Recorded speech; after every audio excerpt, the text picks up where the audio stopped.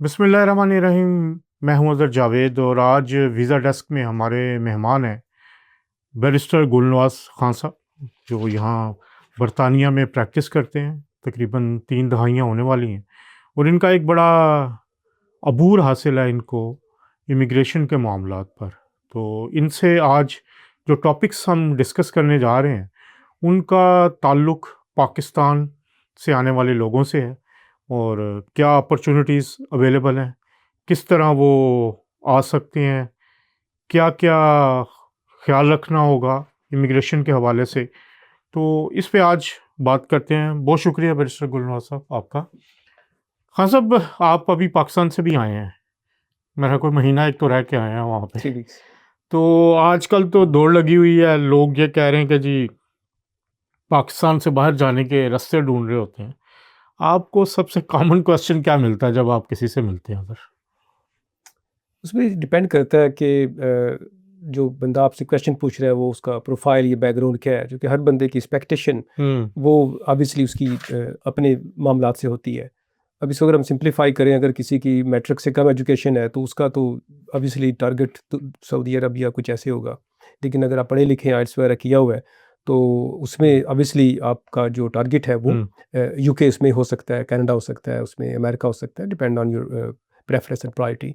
तो UK always priority preference इसलिए रहा है कि यूके से पाकिस्तान आना जाना जब डायरेक्ट फ़्लाइट हो तो बड़ा ईज़ी है, यानी आप रात बैठे सुबह पहुँच जाएँ। फिर दूसरा है कि आपकी यहाँ पे थर्ड जनरेशन इस टाइम चल रही है, डायस्पोरा बहुत ज़्यादा यहाँ पे एक्टिव है। जो पाकिस्तानी डायस्पोरा है बहुत एक्टिव है। आप जितने भी बड़े जो भी वेन्यूज़ हैं उसमें हाउस ऑफ लॉर्ड है, हाउस ऑफ कॉमन है, उसमें पुलिस है, उसके अंदर लॉयर्स है, उसमें जिस भी आप मतलब फॉर तो आपको अपनी कम्युनिटी के लोग ईज़िली मिल जाते हैं। तो आपको बहुत ज़्यादा फ़ील नहीं होता कि आप किसी ऐसी जगह के ऊपर हैं कि जहाँ पे आपको लैंग्वेज बैरियर हो या किसी लिहाज से भी, तो हर भी फ़ील्ड में आपको अपने लोग मिलते हैं। ये बहुत बड़ा कम्फ़र्ट ज़ोन होता है जब आप किसी नई जगह पे रिलोकेट होते हैं। तो इसलिए यूके ऑलवेज़ चूँकि कॉलोनी भी पाकिस्तान रहा है यूके की, तो ये दहाइयों से एक सिलसिला चल रहा है और थर्ड जनरेशन हम कह लें या फोर्थ जनरेशन कह लें इस टाइम, वो यूके के अंदर है। मोर देन 2 मिलियंस पाकिस्तानी यहाँ पे हैं और बड़ा वाइब्रेंट और एक्टिव रोल प्ले कर रहे हैं यूके इकोनॉमी के अंदर, यूके पॉलिटिक्स के अंदर, यूके हर मैदान के अंदर।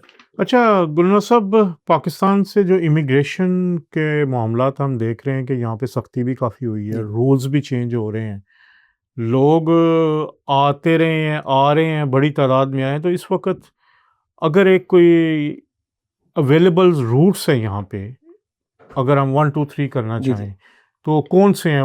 अगर आप उनको लिस्ट करें? जी, बहुत अच्छा आपका क्वेश्चन है। चूँकि होता ये है कि ना पॉलिसीज़ चेंज होती रहती हैं, वेरिएशंस आती रहती हैं। तो जिस वक़्त पॉलिसीज़ का नहीं पता होता, तो लोग उस टाइम अब एक एग्ज़ाम्पल मेरे पास एक एक जो है साहिब आए, फैमिली आई, पाकिस्तान में था मैं।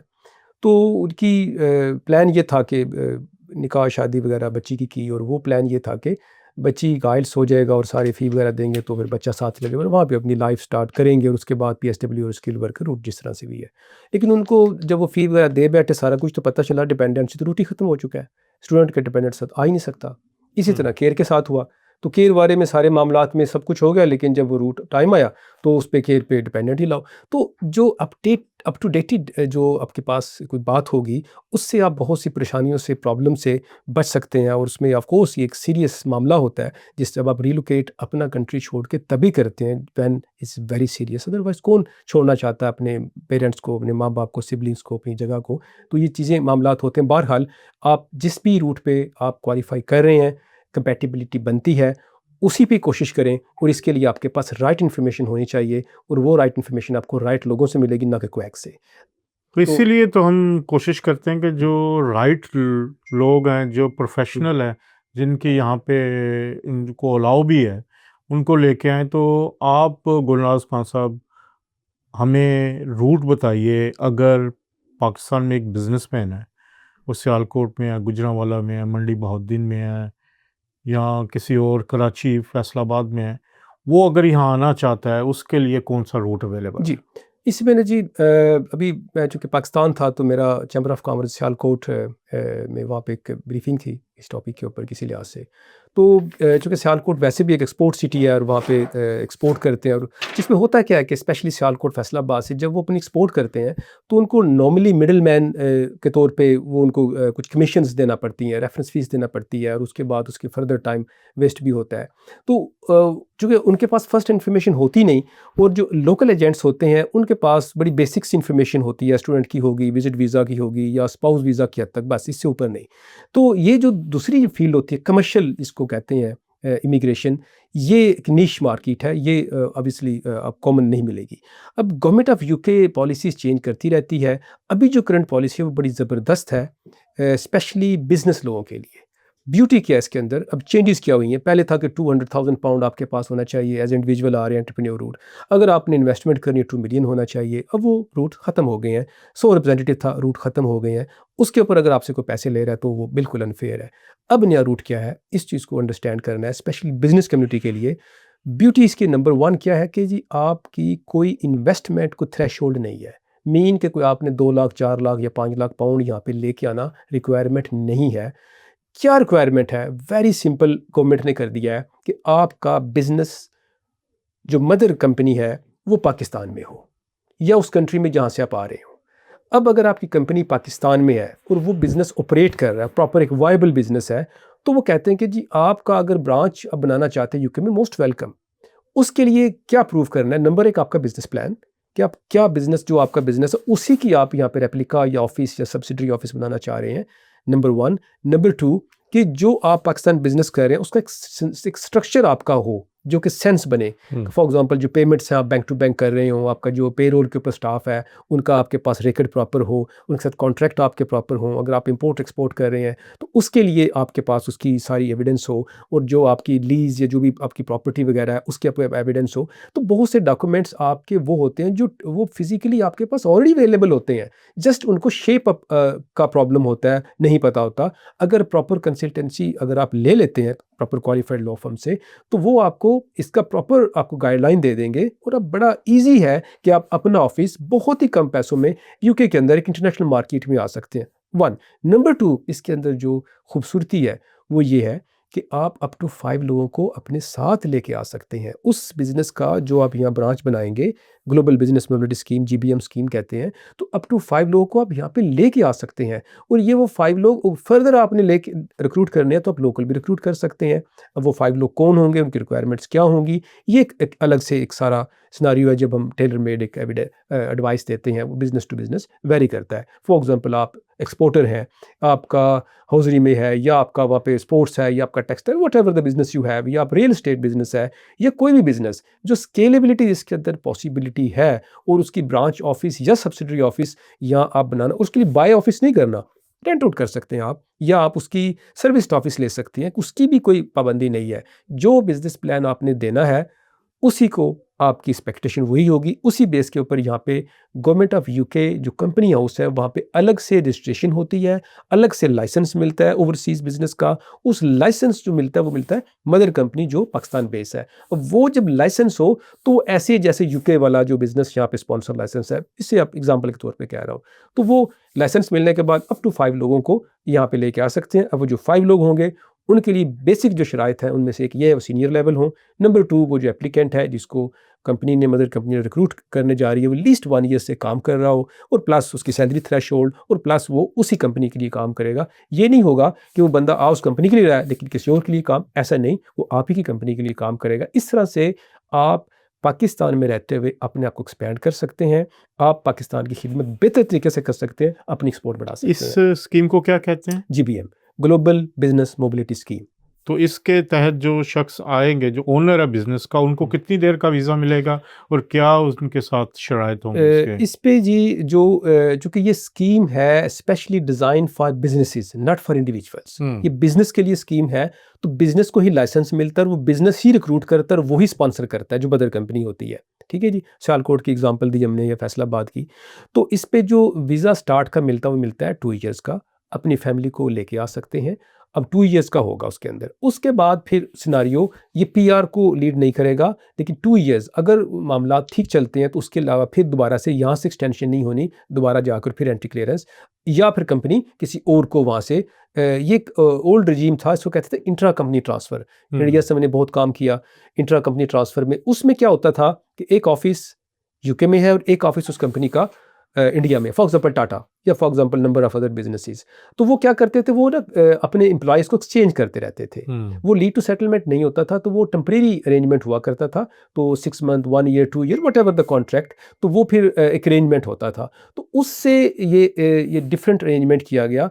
ये था वो था बिटवीन द कंपनीज ट्रांसफ़र। ये वाला है पूरा सेटअप आपका यूके के अंदर आ रहा है, पूरी ब्रांच आप बना रहे हैं, पूरा आप एक्सपोर्ट सेटअप सारा कर सकते हैं। यहाँ पे आप बैंक अकाउंट खुलेगा, जो आपकी फैमिली आएगी उनको सारी फैसिलिटीज़ जो स्कूल की है। अभी मेरी एक ज़ूम मीटिंग थी दुबई में एक फर्म के साथ, वो यही एक सेटअप यहाँ बनाना चाह रहे हैं रियल एस्टेट।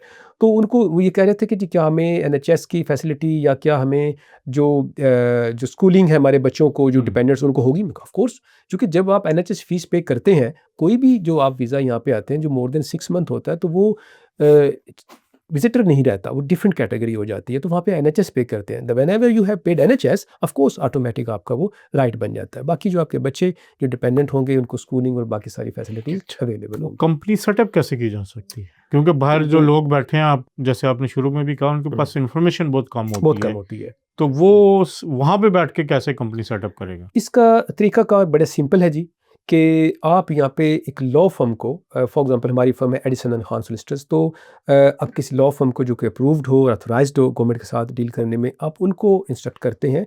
वो सारी गाइडलाइन आपको देते हैं। इसमें मोस्टली 2 से 3 प्रोफेशनल्स का इसमें रोल होता है, आपके लॉयर का, सोलिसिटर्स का।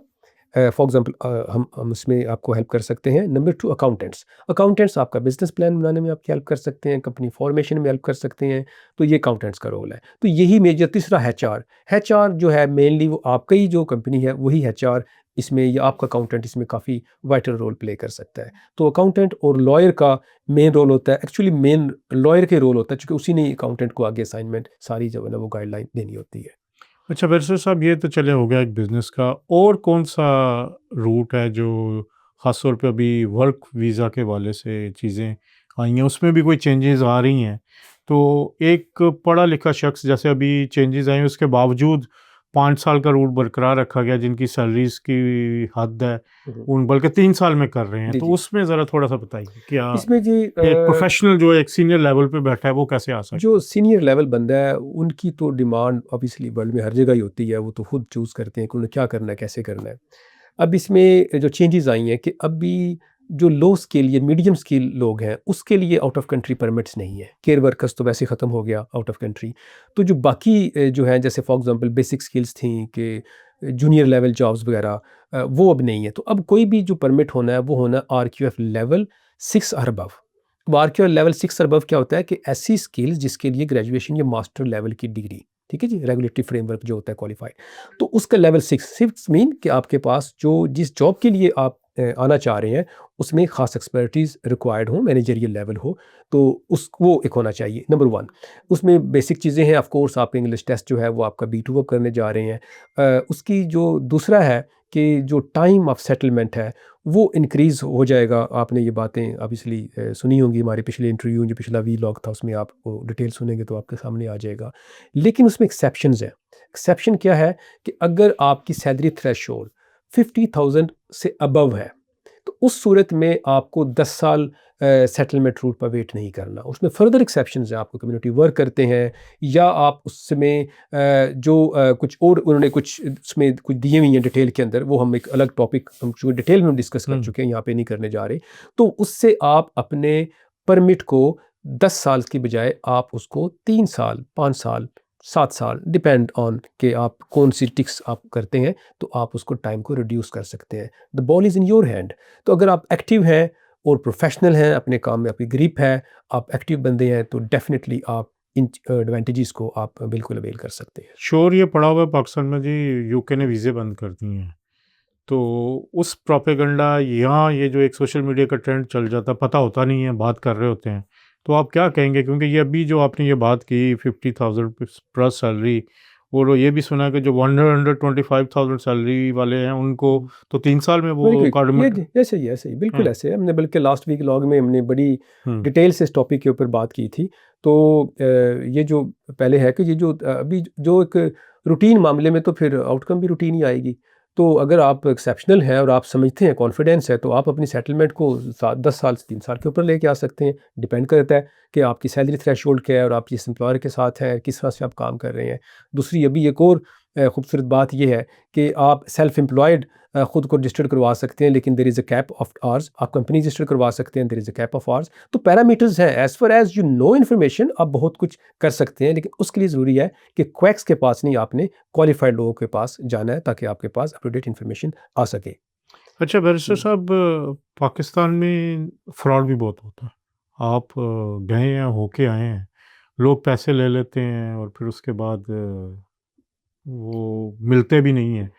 तो जो फ्रॉड आपने भी देखा है, तो वो जो लोग फ्रॉड का शिकार होते हैं, वो क्या समझते हैं कि उनके पास, जैसे अभी हम ये इन्फॉर्मेशन दे रहे हैं, जो यूके या किसी और कंट्री में जाने के लिए चेक्स क्या होने चाहिए? आप कैसे उसको आप समझ सकते हैं कि नहीं यार, ये मेरे साथ फ्रॉड नहीं हो रहा, मैं ठीक जा रहा हूँ, या ये मेरे साथ फ्रॉड हो रहा है? क्या आप लोगों को एडवाइस करेंगे इस पे? इसमें जी कुछ बेसिक से पैरामीटर्स हैं। हम इसको अगर देसी एग्जांपल दें, अगर आपने हनी लेना है प्योर, या आपने ऑर्गेनिक घी लेना है या दूध लेना है, तो वो तो मार्केट में तो अवेलेबल है। अब आपने प्योर लेना है तो उसके लिए आपकी कुछ अपनी अंडरस्टैंडिंग आपकी, अगर आप थोड़े से वर्क करें तो आप बड़ी जल्दी पहचान लेंगे कि ये हनी प्योर है कि नहीं है, ये मिल्क प्योर है कि नहीं है। ये तो ये एग्जैक्टली ऐसे ही है कि आपकी खुद अगर इन्फॉर्मेशन नहीं है, लेकिन आपके सराउंडिंग में लोग जो पढ़े लिखे हैं उनके साथ आप थोड़ा शेयर करके, होता क्या है कि जब आप क्वैक्स के पास जाते हैं या आप नॉन क्वालिफाइड लोगों के पास जाते हैं, उनका टारगेट क्या होता है कि आपको सेटिस्फाई करना, या जो फ़ी या पैसा उनके पास जाना, बड़े उनका ख्वाब दिखाना। उनका वो होता है। उन्होंने सिर्फ़ हुँ, आपको वो बात बतानी जो आपको अच्छी लग रही है हुँ। या जिससे आपको खुशी हो रही है। उन्होंने जो तस्वीर का एक ही रुख दिखाना है, और एक रुख जब दिखता है, और ये तो बड़ी बेसिक चीज़ है कि तस्वीर का एक रुख तो होता ही नहीं है, अदरवे रुख भी होता है। लेकिन जो क्वैक्स होगा या जो नॉन क्वालिफाइड लोग होंगे, उनका एजेंट लोग, तो उनका जो टारगेट है वो बिल्कुल डिफरेंट है। फिर दूसरा है कि उनके ऊपर कोई चेक एंड बैलेंस नहीं होता। फ़ोन बंद कर दिया, आप कुछ बिगाड़ नहीं सकते किसी लिहाज से। लेकिन जब आप क्वालिफाइड लोगों के पास जाते हैं, अब वहाँ पे डर क्या होता है? नंबर 1, आप खुद कोशिश नहीं करते। सेकंड ये होता है कि आपकी जो उनकी बेसिक कंसल्टेंसी फ़ीस है, वो थोड़ी-सी बचाने के लिए आप बड़ा नुकसान कर बैठते हैं। तो एक तो ये चीज़ बेसिक है। जब जो क्वालिफाइड बंदा है, वो आपके प्रोस कॉन्स तस्वीर के दोनों रुख बताएगा, और वो आपकी जो प्रोफ़ाइल है, जो आपकी कैपेबिलिटी, ये मामलात अकॉर्डिंगली आपको बताएगा कि ये हो सकता है और ये नहीं हो सकता। अगर हो सकता है, कैसे हो सकता है? पूरी डिटेल, तो आपके दोनों रुख। दूसरी साइड पे बिल्कुल सब अच्छा के हिसाब-किताब होगा। तो एक तो ये बेसिक। दूसरा, आप खुद को कैसे बचा सकते हैं कि जो बात आपको बताई जाए, आप उसको एक से ज़्यादा जगह से वेरीफ़ाई करें अपने ओन तरीके अब से। तो एआई आ गया। ठीक है जी, एआई बड़ी ज़बरदस्त चीज़ है। हाँ। आप उसको बिल्कुल उसको वेरीफ़ाई कर सकते हैं, चेक कर सकते हैं किसी और तरीके से। ये कैटेगरी फॉर एग्ज़ाम्पल अब ख़त्म हुए भी 2, 3, 4 महीने, 5 महीने हो गए हैं। उसी चीज़ के ऊपर आप, वो कहता है बंदा कि जी आप मुझे ये इतने बस अभी दे, बाकी काम होने पे, बाकी तो उसने मिलना ही नहीं आपसे। हुँ। तो जो चले गए, वो कैसे लेंगे आप? कोई आपके पास एविडेंस नहीं, आप दे के अपने ज़ाती पैसे दे के लेना मुश्किल है, तो ये कैसे आप दे के? तो इसके लिए आपकी अपनी जो ड्यू डिलिजेंस है या आपकी जो अपनी वर्किंग है, वो आपको ज़रूर, जो भी आपको कोई बंदा मशवरा देता है, तो आप उसको, बेहतर तरीका ये है कि क्वालिफ़ाइड बंदों से, गूगल के ऊपर आप कहीं से भी लॉ फ़र्म से, यूके से आप वहाँ जाएँ, अपॉइंटमेंट बुक करें। आपकी जो कंसल्टेंसी फ़ी है 10-15 मिनट आप टाइम, तो आपको सारी चीज़ बिल्कुल क्लियर हो जाएगी, जो बताया जा रहा है उसमें किस तरह की है। अच्छा बैरिस्टर साहब, एक वहाँ पर अगर पाकिस्तान में जो हुँ, प्रोफ़ेशनल्स हैं, वो अगर जॉब ढूँढना चाहें यहाँ पे, कई वेबसाइट्स हैं, आप बता सकते हैं। हुँ। कोई अकाउंटेंट है, कोई इसी अपने प्रोफ़ेशन में कोई इंजीनियर है, कोई आईटी का है, तो उसके लिए क्या आप सजेस्ट करते हैं कि वो कैसे जॉब ढूँढ सकता है यहाँ? इसमें ना जी दो चीज़ें हैं। जॉब ढूँढना एक एक टास्क है, उसका बड़ा ईज़ी तरीक़ाकार है, मैं वो शेयर कर देता हूँ। सेकंड है कि जॉब तो मिल गई, रिक्रूटमेंट वो आपको ऑनबोर्ड करना चाह रहे हैं। पीछे मेरे पास एक एक ऐसी असाइनमेंट आई थी। तो दूसरा ये है कि आपको इमिग्रेशन स्टेटस, वो एक अलग चीज़ है। ये 2 अलग चीज़ें, हमने इनको डिफरेंशिएट करना है। जॉब के लिए अब मेरे एक साहिब हैं, वो काफ़ी हाई प्रोफ़ाइल एक बड़े बैंक में काम कर रहे थे। यूएस के अंदर, उन्हें काफ़ी काम किया, उसके बाद फिर वो रिलोकेट हो गए मलेशिया में, वहाँ पे काम करे तो बड़ी अच्छी पोस्ट के ऊपर। अभी वो मलेशिया में थे जब उनकी मुझसे बात हुई, उन्होंने बुकिंग की, कंसल्टेशन, सारी बातचीत हुई। अब उनकी यहाँ पे उनको मोर देन 1 प्लेसेस से बड़ी अच्छी ऑफ़र्स थी उनको। 80,000 पाउंड प्लस पर एनम उनको पैकेज था, एक जगह से 100,000 पाउंड प्लस पैकेज था उनको बिकॉज़ ऑफ हिज प्रोफाइल। अब चैलेंज क्या था? चैलेंज ये था कि वो कहते थे कि जी हम आपको स्पॉन्सर नहीं करेंगे, स्किल्ड वर्कर आपने रूट जो है, अब जब तक बंदे के पास राइट टू वर्क यहाँ पे नहीं हो, तो वो कैसे करेगा? तो ये 2 अलग चीज़ें, इनको मैंने अंडरस्टैंड करना है।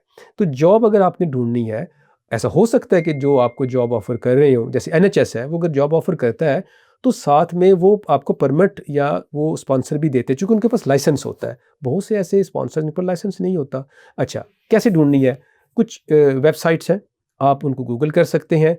सबसे बेहतरीन तरीका ईज़ी है, आप एआई पे जाएँ, उसमें आप लिखें अपने मामलात, वो आपको बहुत सी वेबसाइट बता देगा। उसमें रीड्स है, उसके अंदर जॉब सेंटर प्लस है, उसके अंदर जॉब्स है, उसके अंदर वर्क.co, उसके अंदर सीवी library.co.uk, नंबर ऑफ है, और इनके ऊपर मिलियंस ऑफ जो लोग सीवीज़ अपनी अपलोड करते हैं। इसके अलावा बहुत सी रिक्रूटमेंट एजेंसीज़ ऐसी हैं जो कि ऑथराइज़्ड होती हैं, प्रॉपर वो ठीक लोग होते हैं, उनकी आप देख सकते हैं, उनकी रेटिंग वगैरह चेक कर सकते हैं कि वो किसी से एफिलिएटेड हैं कि नहीं है। उनके थ्रू भी आप जॉब्स यहाँ पे कर सकते हैं। एनएचएस में स्पेशली ऐसे होता है कि रिक्रूटमेंट एजेंसीज़ एनएचएस को स्टाफ सप्लाई करते हैं और वहाँ पे ही उनको जो है वो स्पॉन्सर, चूँकि एनएचएस के पास स्पॉन्सर लाइसेंस है, तो वो स्पॉन्सर भी साथ कर देते हैं। तो लेकिन एनएचएस समटाइम डायरेक्ट काम नहीं करता, थ्रू एजेंसीज़ काम करता है, तो आप उन एजेंसीज़ को अप्रोच करें। एक ये तरीकाकार है। दूसरा ये कि जब आपको जॉब मिल जाती है, तो चेक करें होम ऑफिस के रजिस्टर पे जाके, जो स्पॉन्सर लाइसेंस रजिस्टर है। अब अगर स्पॉन्सर लाइसेंस रजिस्टर है, आप गूगल पे जाके, वो पब्लिक डॉक्यूमेंट है, तो वहाँ से पता चल जाएगा कि ये जो मेरा प्रपोज्ड एम्प्लॉयर है, ये प्रोस्पेक्टिव एम्प्लॉयर है, क्या इसके पास लाइसेंस है या नहीं है। अगर लाइसेंस है तो फिर ज़बरदस्त हो गया, फिर आपको टाइम बहुत ज़्यादा सेव हो जाएगा। लेकिन एक चीज़, जहाँ पे जॉब है, अगर उनके पास लाइसेंस नहीं है, तो आपकी वो सारी एफ़र्ट्स वेन में चली जाएँगी, क्योंकि आपने जब आना है तो राइट टू वर्क होगा, तो आप उस जॉब को जो है वो अवेल कर पाएँगे। जस्ट जॉब ऑफ़र होना सफिशिएंट आपके लिए नहीं होगा। हाँ, आप दूसरी जॉब करना चाहें, मेन जॉब आपकी वही होगी जिस पे आपको परमिट मिला, अगर मिल जाता है। दूसरी जॉब अप टू 20 आवर्स आप कर सकते हैं, सिमिलर जॉब या आरकेएफ लेवल 6 और अबव। बहुत शुक्रिया बैरिस्टर थैंक यू। साहब आपका, थैंक यू। नाज़रीन, बड़ी तफसील के साथ उन्होंने बताया कि बरतानिया में इमिग्रेशन के हवाले से आप किस तरह आ सकते हैं, अपनी जॉब कैसे ढूंढ सकते हैं, कैसे सिक्योर कर सकते हैं और कैसे एजेंट माफिया से बच सकते हैं। आजकल हर चीज़ अवेलेबल है, चैट जीपीटी है, एआई है, वहाँ से जाके आप हर चीज़ इंफॉर्मेशन ले सकते हैं। अगर कोई आपको कहता है कि जी मैं वीज़ा करवा दूंगा, इस शोबे में करवा दूंगा, जाके अपनी सर्च करें। इन एजेंटों के हाथों से ज़रूर बचें। हाँ, जो प्रोफेशनल्स हैं अपने अपने इन मामलात में इमिग्रेशन के हवाले से, उनसे आप ज़रूर मशवरा करें ताकि आप किसी भी फ्रॉड या धोखे से बच सकें। आज तक के लिए इतना, इंशाल्लाह अगले प्रोग्राम में दोबारा मुलाकात होगी। तब तक के लिए अल्लाह हाफ़िज़।